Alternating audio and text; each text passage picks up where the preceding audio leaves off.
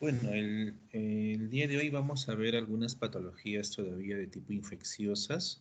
Entre estos vamos a ver esta patología que es la actinomicosis. Pues, ¿no? Nosotros cuando hablamos de actinomicosis vamos a hablar de colonias que son bacterianas, que normalmente lo encontramos de manera habitual, ¿no? A través de la mucosa orofaringea, en mucosa intestinal, en la pelvis también lo podemos encontrar en mucosa vaginal, ¿no? Entonces, pero que estos generalmente pueden condicionar procesos de tipo infeccioso porque pueden invadir el tejido celular subcutáneo, ¿no? Entonces nosotros los vamos a ver condicionando eh,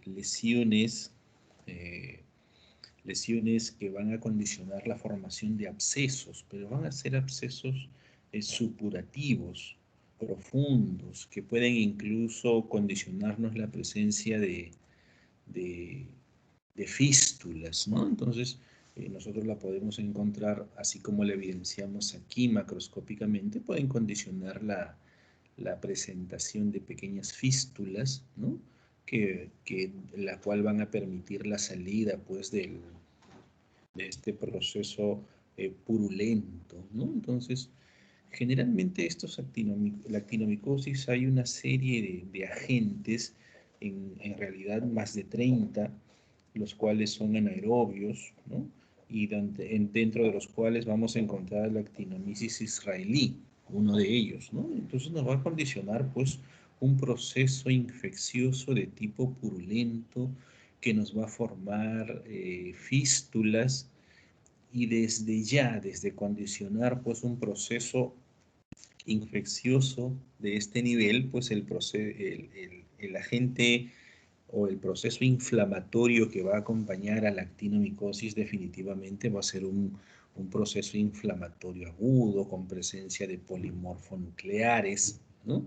Que va a condicionar incluso la presencia de absceso y de la fístula que ya nosotros hemos evidenciado, ¿no? Entonces, esta actinomicosis es una actinomicosis, pues, a nivel cervical, la presentación más o menos en esta localización a nivel de la mandíbula o del ángulo mandibular, ¿no? Que forman estas fístulas de tipo característica. ¿Cómo nosotros vamos a hacer el diagnóstico? El diagnóstico se va a hacer básicamente identificando, pues, al agente causal, a la actinomicosis, que van a ser unas lesiones de tipo filamentosas, ¿no? Que tienen la forma de un bastón y que estas generalmente se van a agrupar y nosotros las vamos a ver formando como unas calcificaciones, ¿no? De una coloración basófilas, colonias actinomicóticas que se les llaman gránulos de azufre, ¿no? Entonces, más o menos así nosotros los vamos a identificar, ¿no? Acá, por ejemplo, tenemos las características histopatológicas que nos van a permitir hacer el diagnóstico de esta patología. Ya habíamos mencionado que este es un exudado purulento, ¿no? Eh, que va a estar rodeado de colonias calcificadas y las bacterias van a ser filamentosas. Esta característica filamentosa es la que nosotros nos va a permitir identificarlos al estudio histológico, ¿no? Estas van a tener un área central de una colonias, de estas colonias, los cuales nosotros la podemos observar incluso en la coloración de hematoxilina y eosina. Esta parte central de estas colonias muchas veces van a estar necrosadas, ¿no? Con zonas de necrosis central que no tienen una forma definida. Y a la periferia de esta zona, que algunas veces puede ser central, vamos a encontrar, pues, los microorganismos de estas características filamentosas, que, dicho sea de paso, pues, en muchas de las presentaciones que nosotros tenemos, a veces es difícil observar esas características filamentosas de una manera organizada en la periferia, ¿no? Que dan la imagen y la literatura la describe como un patrón de rayos de sol, ¿no? Y ya lo vamos a evidenciar. Tenemos una muestra en la cual se ha visto, se ve de una manera bastante clara, pero en la gran mayoría de ellas a veces no se logra observar así, y lo que nosotros terminamos observando, pues, es una imagen basófila, ¿no? Con áreas de calcificación generalmente. Estos filamentos también se pueden teñir con la coloración de paz, ¿no? O sea, sí, los podemos teñir con esta coloración para tratar de identificarlos básicamente. Este exudado purulento, ¿no? Generalmente la célula o el componente inflamatorio predominante ya desde ya que forma un exudado purulento, pues definitivamente el componente celular va a ser los neutrófilos, ¿no? Y vamos a encontrar la presencia de colonias filamentosas calcificadas que al hallazgo de estas pues van a permitirnos a nosotros hacer el diagnóstico definitivo con referencia a esta patología.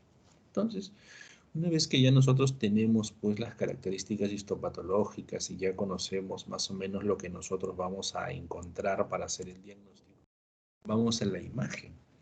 La imagen en sí, pues es esta la zona, ¿no? Donde se va a encontrar pues a la actinomisis, ¿no? O a la actinomicosis, ¿no? Les mencionaba que a veces es difícil observar esas proyecciones filamentosas características acá y que se observan como un área de calcificación básicamente, ¿no? Pero esta es la zona, ¿no? Y ya tenemos otra imagen más adelante en el cual pues sí se observan, sobre todo en esta parte inferior donde más o menos logramos nosotros observar en esta zona como unos filamentos, ¿no? En esta otra más se observa como si fuera una calcificación y en la parte periférica es donde nosotros ya vemos la lesión de tipo supurativa, una lesión pues con un infiltrado inflamatorio polimorfo nuclear, donde el componente predominante pues son los neutrófilos, ¿no? Y que definitivamente pues va a estar rodeado pues, ¿no? de algunos incluso hasta eritrocitos. Recuerden que para que estos polimorfonucleares o estos neutrófilos estén localizados acá, definitivamente tienen que haber pasado por un proceso primero de vasodilatación para que estos puedan haber salido del torrente sanguíneo y localizarse en esta zona, ¿no? Entonces, esta es la lesión característica y la lesión o la característica que nosotros nos va a permitir hacer el diagnóstico es esta colonia actinomicótica, ¿no? A esto que está acá se le llama una colonia actinomicótica. ¿Dónde está a veces el secreto en identificar pues las características filamentosas, ¿no?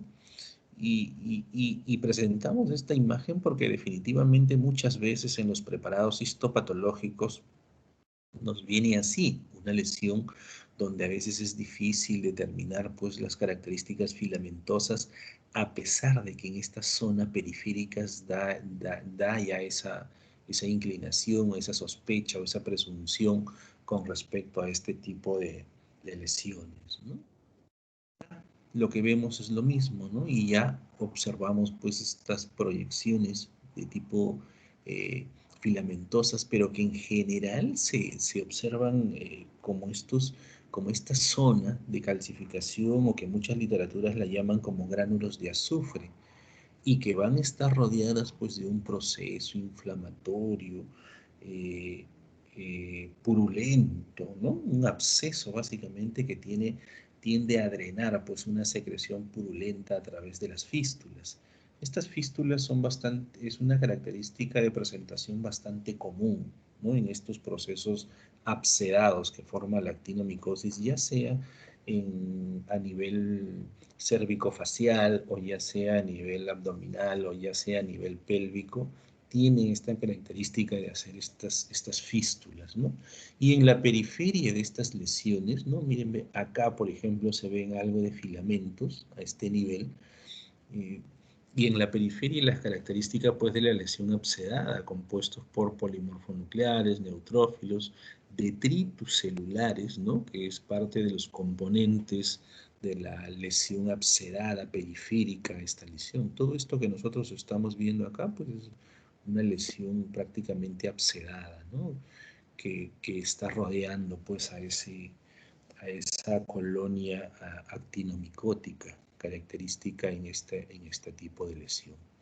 Acá nosotros observamos igual la colonia actinomicótica, pero ya nosotros podemos evidenciar, por ejemplo, algunos filamentos aquí o en esta zona periférica que tenemos acá, ¿no?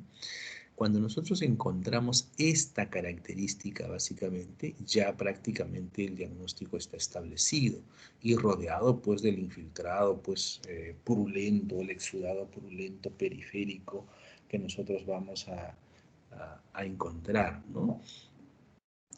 Y sobre todo, si queda alguna duda de eso, vamos a la clínica. Pero, por ejemplo, esta es la imagen característica. Acá, por ejemplo, en esta tinción, nosotros vamos a observar con bastante precisión la característica filamentosa. Esa característica filamentosa propia de la actinomisis, ¿no? Nos va a permitir básicamente hacer el diagnóstico, ¿no? Existe la sospecha clínica ya por la zona de localización, ¿no? Ya por la zona abscedada, por la zona de fístula que puede condicionar este tipo de patología, y definitivamente tenemos que buscar estas características, ¿no? Entonces, aquí, por ejemplo, en esta tinción de Gram se observa con bastante precisión esta característica típica, esta característica filamentosa, que algunas literaturas la llaman como en forma de bastón, ¿no? Y que muchas veces se describe como una lesión de tipo de rosetas, así como esta, por ejemplo, acá, como de tipo de rosetas, y que van a emitir pues esos filamentos irradiados como en rayos de bicicleta, se le llama algunas veces, y que en la periferia vamos a ver pues todo el componente abscedado o el exudado purulento con las características típicas que se encuentran en este tipo de proceso purulento, ¿no? Entonces, al encontrar esto a la histología, aquí sí ya se puede precisar el diagnóstico. Pero generalmente en nuestros preparados histopatológicos nosotros los encontramos así nos los muestran inicialmente, ¿no? Unas zonas calcificadas que igual pues son colonias actinomicóticas que nosotros vamos en la búsqueda del diagnóstico, ¿no? A veces no pasamos a las coloraciones especiales, pero nos aunamos a la clínica frente a la sospecha de este tipo de patologías, ¿no? Que definitivamente el tratamiento, pues la resección, pues una lesión abscedada aunada pues al tratamiento frente a este proceso infeccioso, ¿no? Otro tipo de patología que vamos a ver es que es el molusco contagioso, ¿no? La lesión, ¿dónde la vamos a encontrar? En piel, ¿no? Aquí, por ejemplo, no requerimos hacer ningún tipo de coloración especial, basta con la coloración de inmunohistoquímica para poder nosotros hacer el diagnóstico. Y como van a ver, las características histológicas son típicas e inconfundibles, ¿no? Estos se van a presentar como unas pápulas, ¿no? Miren, ¿ve? Acá están, como unas pápulas. Son unas pápulas pequeñitas, ¿no? Que son múltiples en este caso, pero incluso la literatura también nos refiere que pueden ser de presentación única, ¿no? Que tienen una medida aproximadamente entre 2 a 8 milímetros, o sea, por debajo de 1 centímetro de diámetro, ¿no? Y que generalmente esta patología nosotros la encontramos de presentación en niños o en adolescentes, ¿no? De localización así como acá, por ejemplo, en la lesión axilar, ¿no? Zonas de flexuras o zonas de los genitales, ¿no? Este es producido por un virus, el poxvirus, que nos va a producir este tipo de patología, ¿no? Entonces, y que está relacionada muchas veces a un trastorno de la inmunidad propia del paciente, ¿no? ¿Y qué es lo que nosotros vamos a observar en la histología? Acá es lo más importante, ¿no? Esto todavía se ve un poco árido, pero los lóbulos, vamos a ver unas presentaciones de unos lóbulos invertidos. ¿Qué significa? Nosotros vamos a ver más o menos la imagen de un cráter de volcán, donde van a haber una proliferación de queratinocitos, pero que estos van a ser como unos lóbulos que se meten al interior, ¿no? Entonces ahí está eh, mi lesión papular o de pápula, y estos se meten, hacen unos lóbulos, ¿no? Donde definitivamente el epitelio escamoso va a ser hiperplásico y van a formar unos lóbulos que se introducen hacia la dermis, o sea, se meten hacia adentro.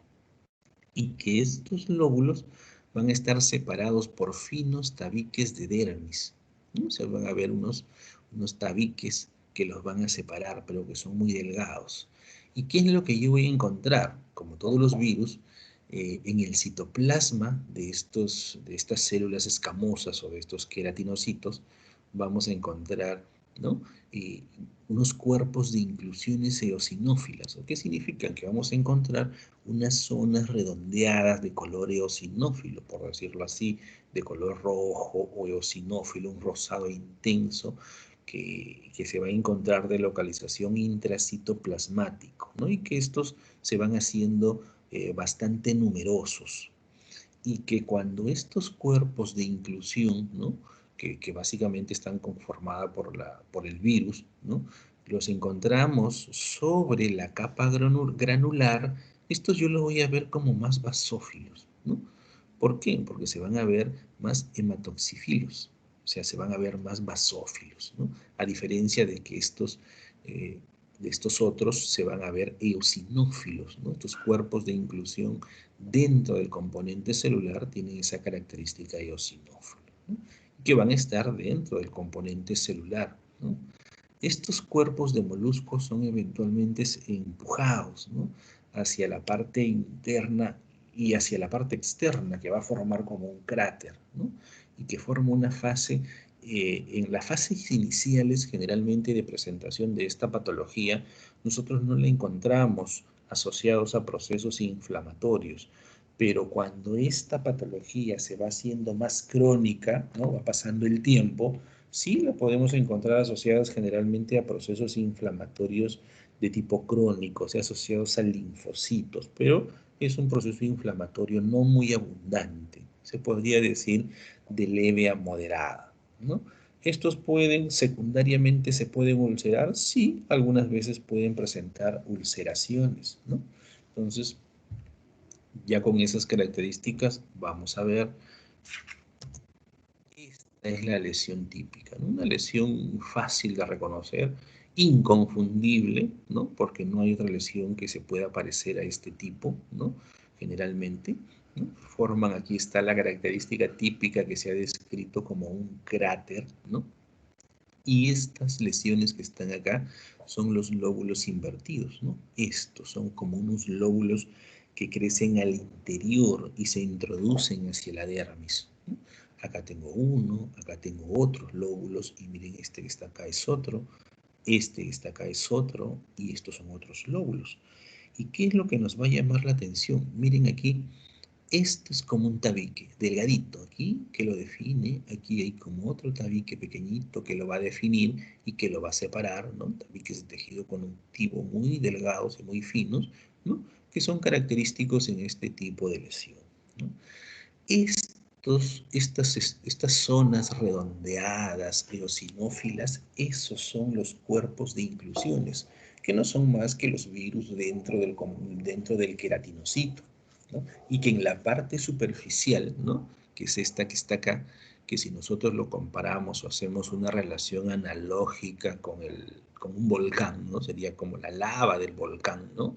Estos elementos, estos queratinocitos en el interior del citoplasma, pues tienen estos cuerpos de inclusiones, los cuales son eosinófilos, ¿no? Sí, se ven de una característica eosinofílica, ¿no? Y que conforme nos vamos aproximando a esta capa de células granulosas, ¿no? Que es propio, ¿no? De las partes, de las capas que representan el epitelio, ¿no? O de la piel, ¿no? Se van haciendo más basófilos, ¿no? Se hacen hematoxifílicos, ¿no? O sea, se hacen un poquito más oscuros, ¿no? Y es característico en esta zona. Entonces, definitivamente aquí hay una hiperplasia de los queratinocitos condicionados por estos cuerpos de inclusiones, ¿no? Que van a estar desencadenados por los poxvirus. Generalmente habíamos hecho referencia que no deberían estar asociados pues a un proceso inflamatorio, ¿no? Y el proceso inflamatorio, generalmente cuando ya la lesión se hace más crónica, la podemos encontrar. Miren, si nosotros nos vamos acá a la periferia, aquí hay la presencia de infiltrado inflamatorio mononuclear o la presencia de linfocitos. pero que sería muy leve en la parte periférica, ¿no? Lo otro es que esta parte superficial se puede ulcerar, o sea, sí puede pasar a formar lesiones de tipo ulcerativa, ¿no? Eh, Característica. Entonces, esta zona de lesión que nosotros tenemos, que es el molusco contagioso, pues es no difícil, es inconfundible, porque como les digo, no hay otra lesión que se parezca a esta, ¿no? Que incluso con la coloración de hematoxilina y eosina da estos cuerpos de inclusiones eosinofílicos, ¿no? Con el contraste de los ligeramente más basófilos en la zona de la capa granulosa. Y esta es una imagen ya tomada de la microscopía, ¿no? Nuestra, la evaluación, ¿no? Donde vemos pues el molusco, acá los cuerpos de inclusiones eosinófilos, ¿no? En la parte superficial, y en la parte de la capa granulosa, pues que estos se tornan con una coloración un poco más basófilas, ¿no? Entonces, aquí los tenemos, y en esta zona inferior son las que forman una hiperplasia de los queratinocitos, los cuales van a determinar pues sus lóbulos que hemos visto invertidos, que significa que esta es una zona a mayor aumento de la imagen, por ejemplo, que hemos visto anteriormente, ¿no? Y esto es básicamente una toma a la microscopía óptica, ¿no? En nuestros microscopios. Acá también la tenemos, típica y característica la lesión, ¿no? A mayor aumento. Nosotros vemos estos cuerpos de inclusiones, ¿no? Están en el interior de los queratinocitos, ¿no? Mírenme. Y en esta otra zona, el mismo cuerpo de inclusión, pero que ha tomado pues una coloración distinta por estar próximos a la capa granulosa, ¿no? Entonces, es característico y es propio, ¿no? El tabique fibroso a veces aquí, estos son los queratinocitos, ¿no? Los queratinocitos, y por aquí algo así de pequeños tabiques fibrosos que se formaban y que iban a dividir o a separar estos lóbulos que nosotros, este tejido conectivo que va a hacer la separación o que va a delimitar la presencia de estos lóbulos en esta patología del mono, ¿no? Luego de eso pasamos a la lepra, ¿no? La lepra, que es una infección crónica que ya casi no se ve con mucha frecuencia y que va a estar originado por un Mycobacterium leprae principalmente, aunque también tenemos el Mycobacterium la lesión de la lepra tuberculosa, ¿no? Tuberculoide, ¿no? Generalmente nosotros este tipo de lesión va a producir o va a afectar la piel, ¿no? Así también como la mucosa, ¿no? Incluso afecta a los nervios periféricos, ¿no? Y puede este Mycobacterium leprae también afectar y destruir cartílagos, ¿no? Cartílagos nasales de los lóbulos de la oreja, ¿no? Puede producir ese tipo de afección, ¿no? Este es un gran positivo, ¿no? Y que nosotros vamos a observar básicamente cuando vemos el Mycobacterium leprae, ¿no? Vamos a observar unas zonas elevadas en la piel como estas, unas zonas elevadas asociados a unas máculas eritematosas, ¿no? Donde la característica que nosotros vamos a encontrar que esto conforme se vaya haciendo más severo va a terminar condicionando pues la deformación del rostro del paciente, ¿no? Sobre todo cuando ya se asocia a lesiones o a destrucción de los cartílagos, ¿no? Que incluso estas lesiones, ¿no? Estas lesiones nodulares que se van haciendo más grandes y más severas, ¿no? Se pueden hacer mucho más grandes. E incluso la literatura asocia, cuando ya está en casos severos con esa destrucción del cartílago y que estos nódulos se van haciendo más grandes, a una deformación, ¿no? A una deformación y la describe como una fases leonina, básicamente, cuando ya estamos en casos severos, con destrucción de tejido conectivo especializado, ¿no? Esta lesión definitivamente en estadios iniciales va a provocar en estos nódulos ligera hipersensibilidad, pero que posteriormente, como es característica propia de esta patología, como ya lo hemos descrito, ¿no?, va a afectar los nervios, ¿no? Incluso los filetes nerviosos periféricos se van a ver inmersos de este tipo de lesión, ¿no?, que va a comprometer esto y que va finalmente a terminar condicionando una pérdida de la sensibilidad, ¿no? Entonces, vamos a verlos acá. Acá tenemos los dos tipos de reacciones más importantes que tenemos, la lepra lepromatosa o la lepra tuberculoide, ¿no?, con características histológicas distintas en cada una de ellas para hacer el diagnóstico, ¿no? La imagen que nosotros hemos visto anteriormente corresponde a una lepra lepromatosa, en la cual la característica para hacer el diagnóstico es bastante evidente y se podría decir bastante sencilla, desde el punto de vista en que nosotros nos vamos a orientar que la célula o la histología característica es la presencia de macrófagos, abundantes macrófagos, en los cuales en el interior de estos macrófagos nosotros vamos a encontrar abundantes bacilos, ¿no?, que nos van a permitir hacer el diagnóstico de una manera bastante rápida, ¿no? Entonces, y muchas veces esos lo podemos evidenciar con mucha facilidad, a diferencia, por ejemplo, cuando estamos frente a una reacción de tipo tuberculoide, ¿no?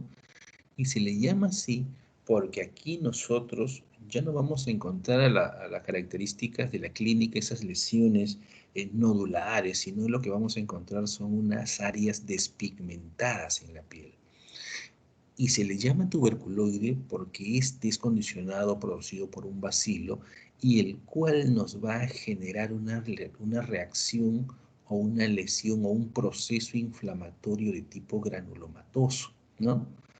O sea, granulomatoso como el de la tuberculosis, el micobacterio, sí, muy parecido, pero que este no genera una lesión necrótica central, o sea, no tiene su necrosis central como la tiene la tuberculosis, pero sí vamos a encontrar asociados a células epitelioides que no son más que los histocitos, asociados a sus células gigantes multinucleadas. Incluso la literatura describe que son células multinucleadas tipo Langhans, muy parecidos a estas, y que definitivamente los linfocitos van a formar parte de esto como corresponde pues a un proceso inflamatorio de tipo crónico, ¿no?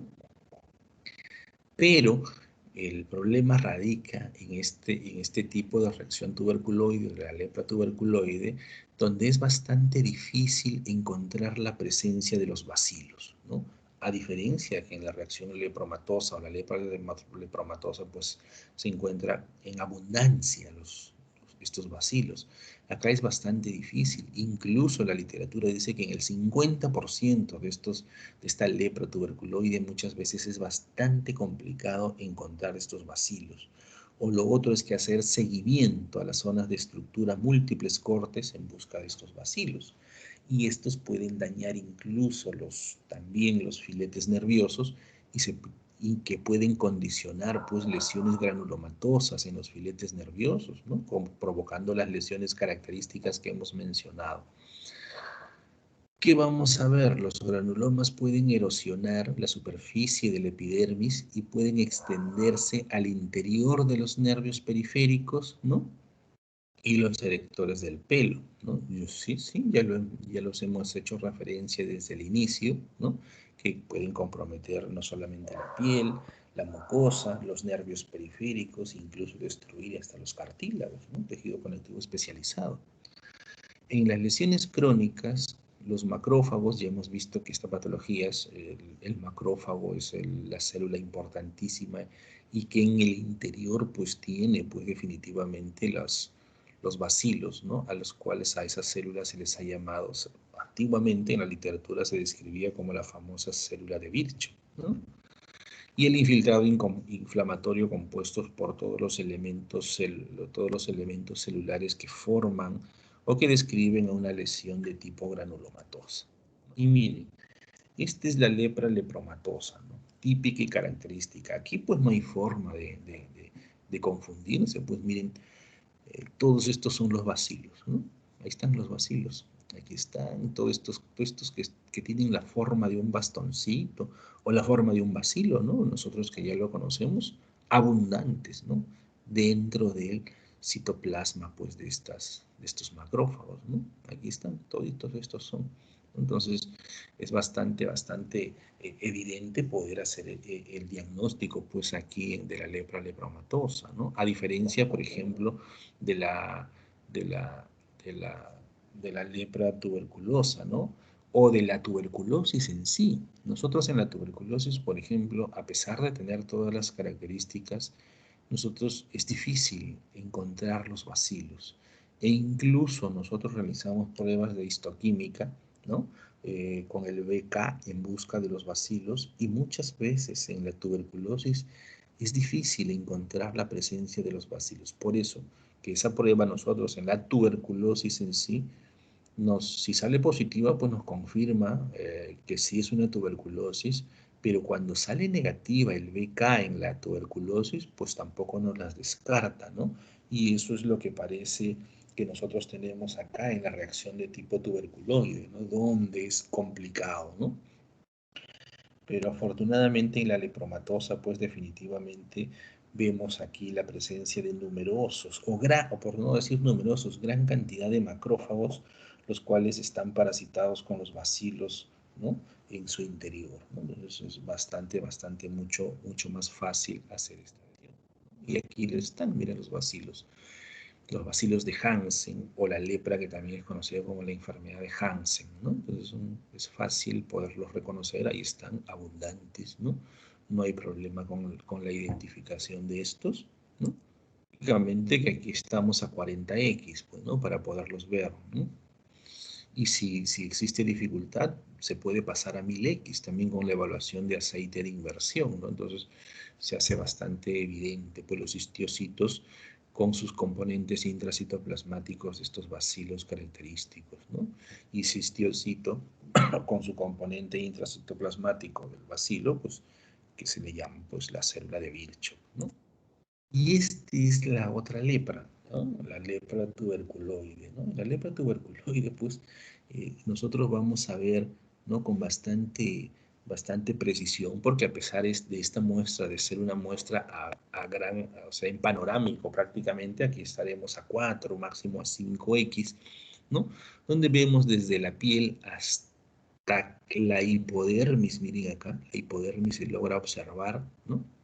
¿Qué llama la atención?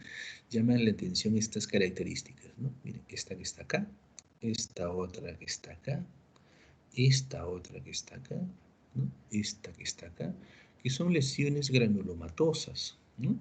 Y alguien podría decirme, pero ¿cómo puedo yo saber que estos nodulitos son lesiones granulomatosas? Miren, aquí hay una célula característica, esta que está acá, ¿no? Si sacamos el puntero, el que está al lado del puntero, esa es una célula gigante multinucleada tipo Langhans, tan igual o parecida a la que nosotros observamos pues como célula gigante multinucleada de Langhans en la tuberculosis, ¿no? Esa característica pues, ¿no? Aunada a esta lesión redondeada de tipo granulomatosa típica, ¿no? Estas son lesiones granulomatosas. Claro que definitivamente tendría yo que ir a 40x para ver pues las características de los componentes citológicos que yo voy a hallar en estas lesiones granulomatosas, nodulares, ¿no? Y tendría que hallar pues histiocitos, tendría que hallar linfocitos, ¿no? Tendría que hallar macrófagos, ¿no? Como parte de este proceso, de esta lesión de tipo granulomatosa. Y la característica importantísima, que esta no produce necrosis, ¿no? O no produce calcio, ¿no? Como en la patología anterior. Y aquí sí es bastante complicado, pues, que podamos encontrar la presencia de los bacilos, ¿no? Es más difícil encontrarlas, pero no imposible, porque la literatura describe que cuando uno la busca en múltiples cortes, ¿no? Al micrótomo de 3 a 5 micras, puede hallarlos en el 50% de los pacientes, pero hay que ir en la búsqueda de esto. A diferencia de la lepra lepromatosa, que le encontramos abundantes bacilos, ¿no? Y que eso facilita, pues, el diagnóstico, ¿no? Miren, esta es una imagen, por ejemplo, que ustedes la tienen en su Robbins, ¿no? Que este no es más que un filete nervioso, ¿no? ¿Dónde está? A gran aumento, lógicamente, un filete nervioso con su lesión granulomatosa en el interior.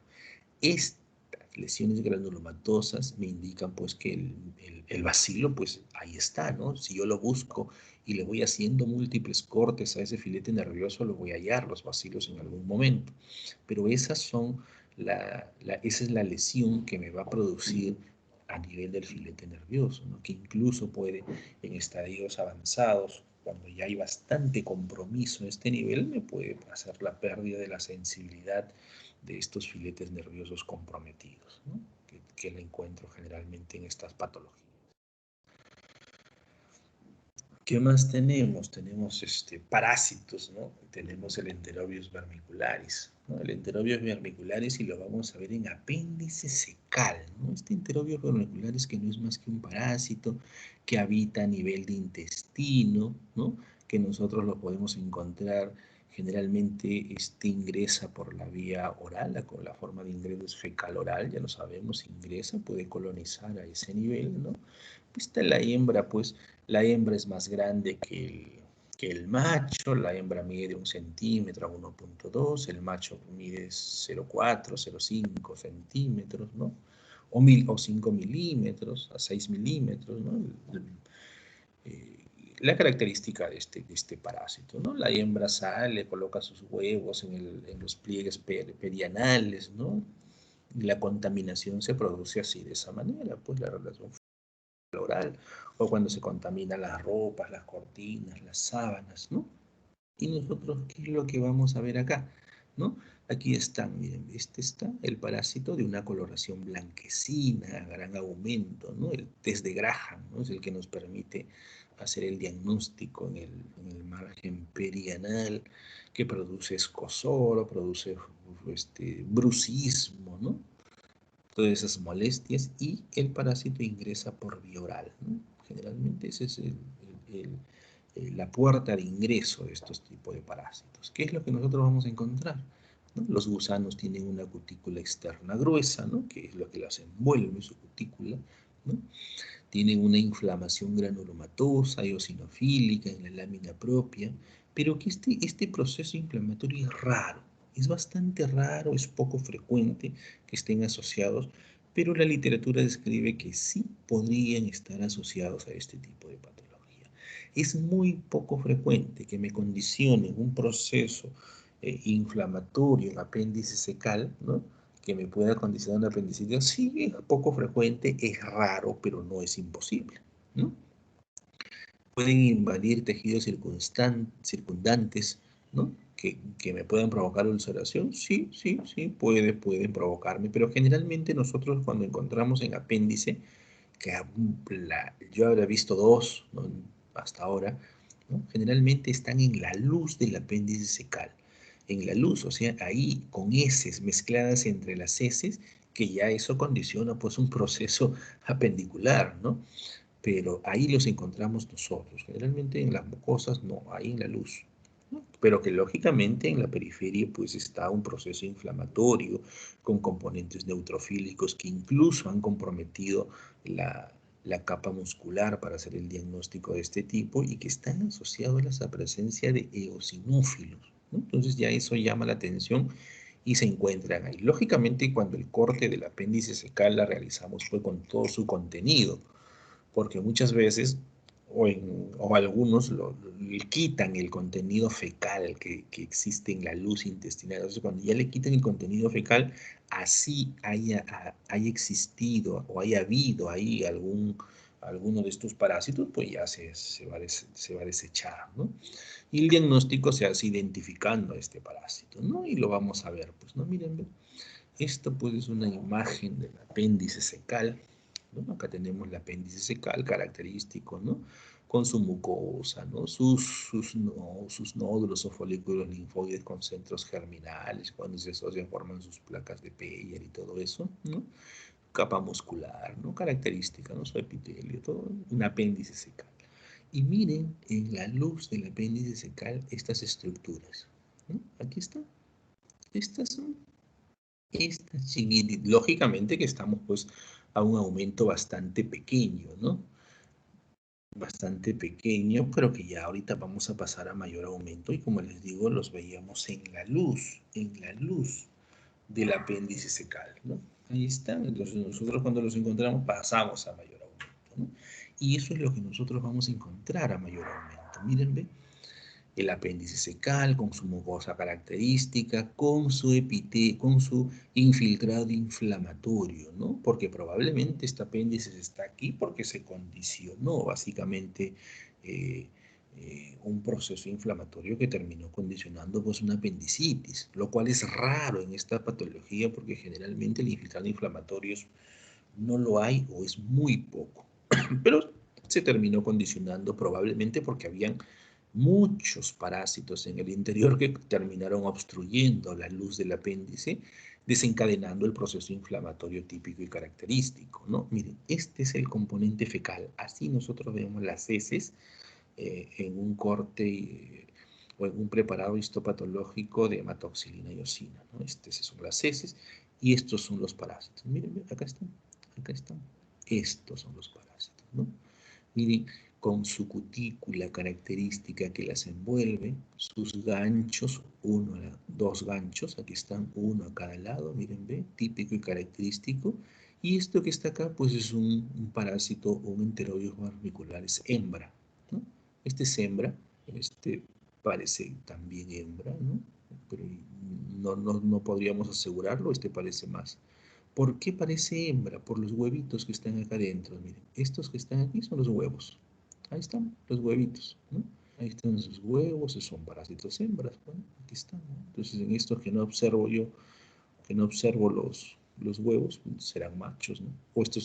O probablemente sean machos de estos de aquí, ¿no? Que son más chiquitos, ¿no? Que son más chiquitos, ¿no? Porque las hembras son generalmente más grandes, de característica mucho mayor, ¿no? ¿Eh? Estas, estas que están acá, ¿no? Vamos a ver. Y aquí está, pues a mayor aumento, ya incluso a mayor aumento, pues definitivamente aquí está, miren, sus dos ganchos y los huevos abundantes. Aquí están sus huevos, ¿no? Este es un enterobius vermicularis grávida, ¿no? Grávida, ¿no? Y este que está más pequeñito y no veo huevos, probablemente se trate de un macho, ¿no? Se relaciona con ello, uno porque no veo huevos, otro por el tamaño que es mucho más pequeño, ¿no? Si esto mide 1.2 centímetros o 12 milímetros y esto mide entre 5, 4, 6 milímetros, pues sí, podría estar en relación si es que no es efecto de corte. Acá tenemos otro, por ejemplo, ¿no? Y el diagnóstico básicamente está en la identificación del parásito, ¿no? Porque definitivamente si yo viese en la luz del apéndice eliminado el componente fecal, yo no vería ningún parásito, ¿no? No vería ningún parásito y que definitivamente el proceso inflamatorio que yo encuentro en mi apéndice secal, ¿no? Que para hacer el diagnóstico de apendicitis tenía que encontrar el polimorfo nuclear en capa muscular, ¿no? Entonces no iba a ser el diagnóstico pues de este parásito porque definitivamente no lo iba a ver si es que yo llegaba a desechar en la sala de macroscopía las heces, ¿no? Como muchas veces se hace, ¿no? Porque dicen, no, qué feo, qué asco, ¿no? Lo desechan, ¿no? Porque definitivamente nosotros no evaluamos heces, pero sí al desecharlo, pues estaría pues desechando también pues estos parásitos. Y ya no lo encontraríamos nosotros presentes ahí. Otro de los parásitos es este, ¿no? Que es el cisticercos, y a nivel del cerebro, que es la neurocisticercosis, ¿no? Donde nosotros, ¿qué vamos a ver? Vamos a ingerir, pues, ¿no? Los huevos, básicamente, del parásito, ¿no? Los huevos, donde se van a liberar a nivel del intestino, se van a liberar, pues, los embriones, ¿no? O las oncósferas o los embriones que van a ingresar en la mucosa, van a entrar a la circulación y una vez que lleguen a la circulación pues se van a localizar en cualquier parte del cuerpo. Entonces, y se pueden localizar, ¿no? En el músculo, ¿no? O también en el sistema nervioso central, ¿no? Aquí los tenemos, ¿no? En forma de unos quistes, ¿no? Porque cuando estos no ingresan en forma de huevos, ¿no? Y los ingerimos en forma de quistes, estos forman, pues, el parásito, ¿no? En el interior, la tenia, generalmente, ¿no? Cuando nosotros ingerimos los huevos, ahí es donde se liberan estas oncósferas, se liberan los embriones, van a pasar a la circulación y se van a localizar en estas zonas, ¿no? Aquí está. O en el músculo, ¿no? O a nivel del sistema nervioso central, como se ve en la imagen de la tomografía, ¿no? Y que forman ahí unas lesiones de tipo quísticas, ¿no? ¿Qué es lo que nosotros vamos a encontrar? Nosotros vamos a encontrar, como ya lo hemos mencionado, quistes, ¿no? Que pueden ser, que son intraparenquimatosos, ¿no? Generalmente, o que pueden estar fijados al aracnoides o flotar libremente en el sistema ventricular, ¿no? Estos quistes son quistes, pues son ovoides y van a contener el escólex invaginado, ¿no? Con sus ganchos y flotan en el líquido. La pared del quiste presenta, ¿no? Es bien delgada, rica en glucoproteínas, ¿no? Generalmente estas paredes son intactas y el proceso inflamatorio periférico es ausente, ¿no? En condiciones normales. Pero ya cuando nosotros vamos a ver que se lesiona la pared de este quiste, ¿no? Ya sea a nivel central o ya sea en el músculo, la localización que éste tenga, ¿no? Ahí recién se va a asociar a un proceso inflamatorio de tipo crónico periférico, que si está a nivel central podría condicionar incluso la presencia de gliosis. O también cuando se produce calcificación de estas zonas o cicatrización en el caso de sus lesiones, ¿no? O sea, pacientes con tratamiento sí me puede condicionar pues infiltrado inflamatorio, pero es un infiltrado inflamatorio leve. El diagnóstico, ¿cómo se hace? Fácil y sencillo, igual que en el anterior, identificando pues al quiste, ¿no? Identificando al quiste. Aquí tenemos el huevo, el sistema nervioso central, y esta es la lesión tipo quística que nosotros vamos a encontrar, ¿no? Neurocistecircosis, si la encontramos en la periferia del encéfalo, ¿no? A nivel central, ¿no? Hablamos de una neurocistecircosis, y si la encontramos inmerso en el tejido muscular, ¿no? Entonces vamos a hablar de una cisticercosis, ¿no? Que están ahí, el quiste, ¿no? Con sus características en el interior, ¿no? En sus áreas festonadas, ¿no? Del escólex se puede observar en algunas veces, ¿no? Con sus labios o ventosas, ¿no? Que pueden tener, a veces se observa uno, se pueden observar dos, ¿no? Dependiendo del tipo de corte, ¿no? Aquí pareciera que se observa uno de sus ventosas, ¿no? Y este es el quiste, ¿no? Sus bordes festonados, típicos y característicos, y como les mencionaba, pues el proceso inflamatorio, aquí no se ve la periferia básicamente, pero si es sistema nervioso central o encéfalo, es neurocisticercosis, si es capa muscular, pues será pues un cisticercosis, ¿no? A nivel del músculo.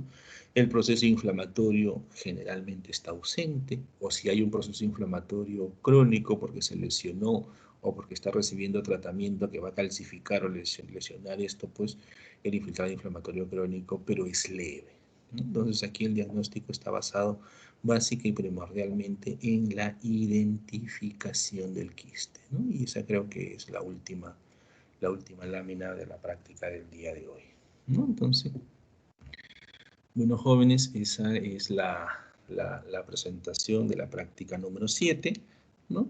Si hubiera alguna pregunta, pueden hacerla en este momento, ¿no? ¿Alguna pregunta, alguna duda? Diego, ¿me escuchas? Sí, doctor. Sí, Chicos, ¿alguien tiene alguna duda? Doctor, ¿puedo hacerle una preguntita? claro, claro que Eh, sí. He escuchado que había ¿cómo se llama? La lepra blanca. ¿Es diferente a Ya. la lepromatosa que hemos visto ahora? Eh, Generalmente cuando hay cierta despigmentación, hay diferentes tipos de lepra, incluso hay lepras borderlines, ¿no? Las más típicas y características es esta. Cuando hablamos de la lepra blanca, más estamos asociándonos nosotros a una lepra de tipo tuberculoide. ¿Por qué? Porque generalmente en este tipo de lepra hay cierta despigmentación, ¿no? Como que la piel pierde cierto pigmento, ¿no? No se explica muy la fisiopatología, no le explica muy bien por qué se sucede esta pérdida en la pigmentación, pero esa podría estar asociada más a la que tú mencionas de la lepra blanca, ¿no? Que por ejemplo no la he encontrado yo, pero sí he encontrado diferentes tipos de clasificaciones, pero dentro de estas podemos mencionar las más frecuentes, ¿no? ¿Ya? Y esa lepra blanca está asociado a despigmentación básicamente a nivel dérmico, pues, ¿no? Que le da esa característica. ¿Sí? ¿Está bien? Sí, doctor. Doctor, una preguntita más. La clase Sí. pasada, si no me equivoco, hicimos sobre los Echinococcus granulosus de los quistes hidatíricos. Ya. Y usted mencionó que, bueno, esos quistes inicialmente tienen unas paredes delgadas, pero con el tiempo se van degenerando y van cambiando su forma, ¿no? Ya. Mi pregunta es, ¿en qué momento se da una medicación, un tratamiento para esos Eh, quistes? bueno, el tratamiento para la lesión de tipo de los quistes hidatíricos se puede dar en cuanto se haga el diagnóstico, bueno, porque el quiste en sí tiene dos capas, ¿no? La laminar y la granulosa, la anuclear y la nuclear, ¿no? Y por fuera del quiste, ya como parte del parénquima de la zona de localización, que puede ser el hígado, ¿no? Existe ya otra capa, pero es una capa de tejido fibroso rodeado con proceso inflamatorio de tipo crónico, con presencia de eosinófilos, ¿no? Con haces de fibras colágenas, pero ese ya es periférico, ¿no? En la parte propia ya del parénquima de la zona de afección. Pero el tratamiento se puede iniciar pues en cuanto se haga el diagnóstico, pues, ¿no? Supongo que una vez que se hace el diagnóstico ya se puede empezar tratamiento en referente a la patología, ¿no? Porque yo tenía entendido que hay un momento en que está activo, la enfermedad está activa, y hay otro momento en que se calcifica y entonces ya está inactivo. Entonces supongo que cuando está Eh, inactivo o ya tiene características de que no va a generar nada, ya no se le debería dar ningún tratamiento. Entonces, Generalmente nosotros observamos las calcificaciones cuando ya han recibido tratamiento, ¿no? Cuando han recibido tratamiento ya encontramos nosotros esas zonas calcificadas y cuando ya están calcificadas pues definitivamente ya no es necesario pues darle tratamiento, ¿no? Entonces ahí ya no tendríamos por qué. Pero si no está asociada a esta zona de calcificación o esta área de calcificación, pues está activo, pues, ¿no? Ahí se le podría dar el tratamiento en cuanto se haga el diagnóstico, ¿no? Así gracias, está. doctor. Ya, perfecto. Diego, el miércoles tenemos el seminario, ¿cierto? Sí, doctor. Ya, perfecto. Entonces, bueno, jóvenes, entonces paso a despedirme y el miércoles nos estamos conectando.